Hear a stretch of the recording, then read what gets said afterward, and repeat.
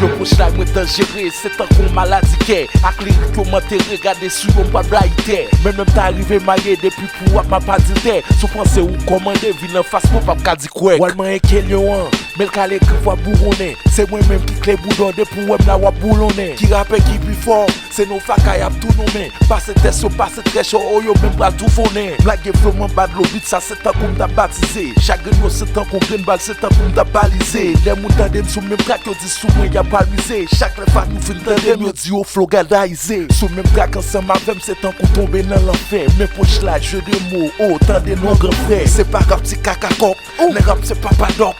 Rappe ba e gwen nan boudon mwen met plakatok. Nan le vo mwen nou pa rive, non nou pa rive. Rap mwen son grand clap, nou grand chat ki ap tire. Nek se maxi sanouye, se yon amical. Lò mwen fin kale ganda mbal yon amidal. Ça fait famille, business ka fait la jen ap jere. Fè a 40 nou bel jere, soit pou nou ka klere. Jere gen mantre nou ensemble pou nou ka mene. Et puis sou lot MC pou nou ka da pou nou ka nene.